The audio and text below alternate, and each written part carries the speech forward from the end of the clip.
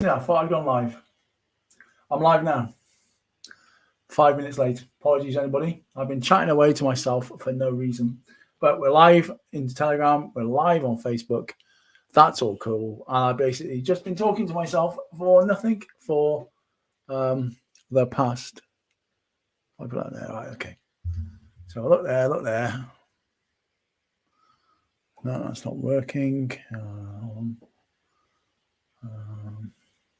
Oh, that's not going to work, is it? Okay.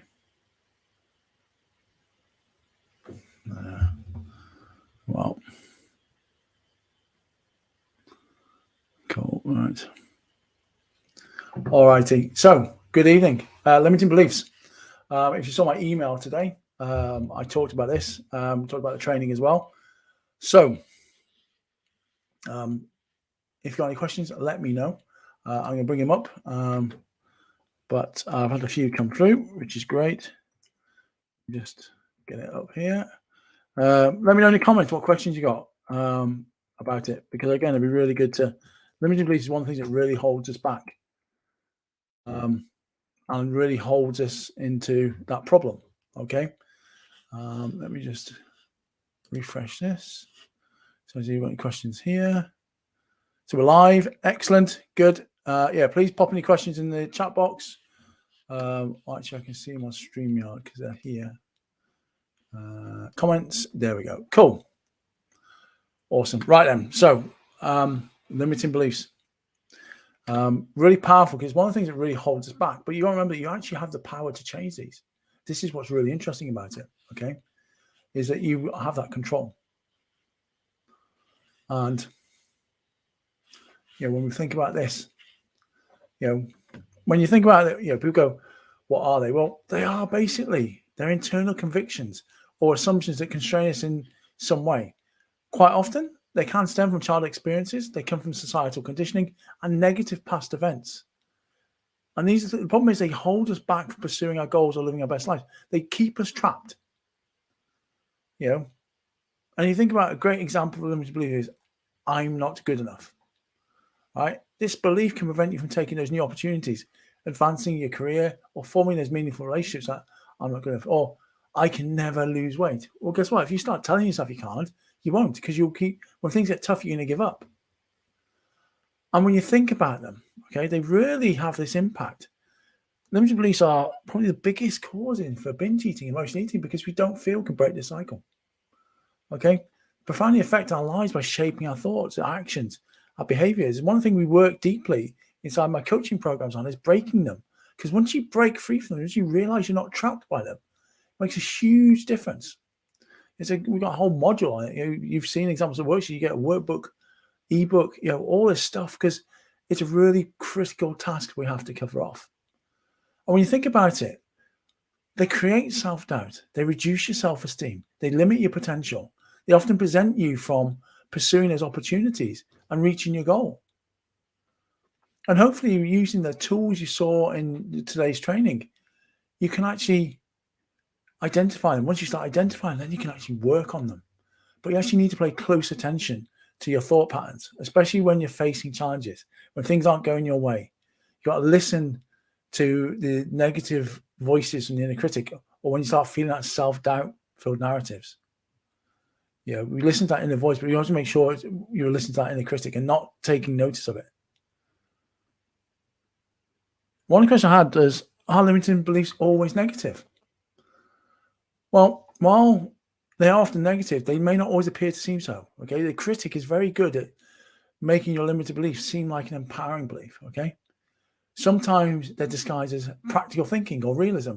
However, if something is specifically holding you back from pursuing your potential, by nature they're limiting. Even though you think that, oh, I'm just being realistic. Oh, well, I've been this way all my life. How can I change? But that's what's holding you back. But can they be changed? Well, absolutely can. Within the program, we look at creating self-awareness, look at determination. We work on you challenging them and finding new ones, being able to change your limited beliefs.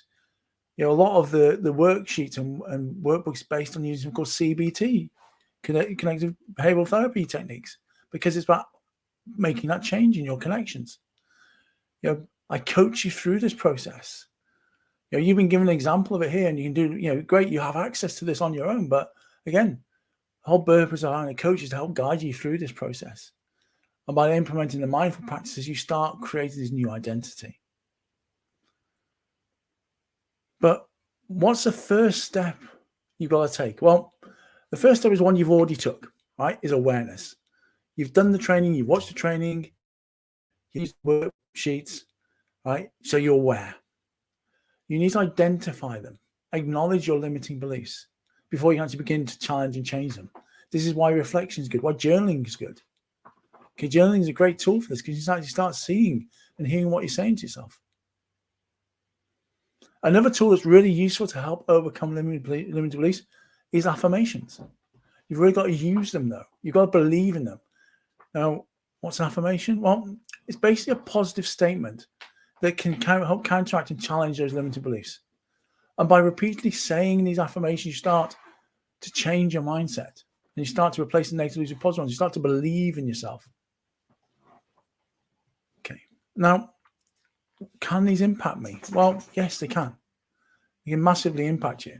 Okay. They're debilitating. Limited beliefs are debilitating. Okay. They affect all areas of your life. Definitely affect your relationship with food.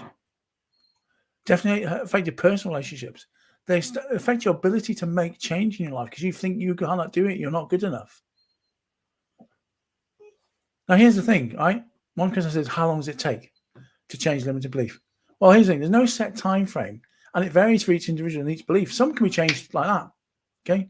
Some literally can be changed in an instant, okay? With a bit of focused effort, a bit of belief, okay? While others, particularly those deep ingrained, ones that have been since childhood, ones you've been reminded on an almost daily basis, well, they take longer. The key to this, though, is consistent effort and patience. When you enable that, that makes a huge change.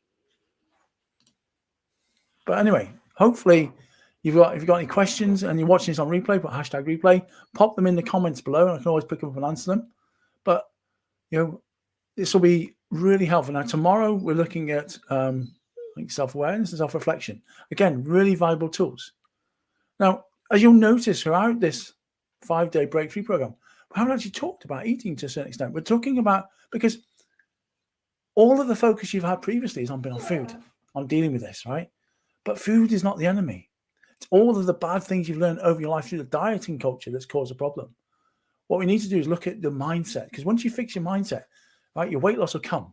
Your weight loss will come once you've got your mindset in the right place, because you're trying to do two things conflicting at once, which is never going to work. So again, if you're watching this replay, #replay, let me know any questions you've got in the comments, and I'll see you tomorrow night for Thursday night's replay. All right, thanks so much for watching. I'll see you all real soon. Cheers.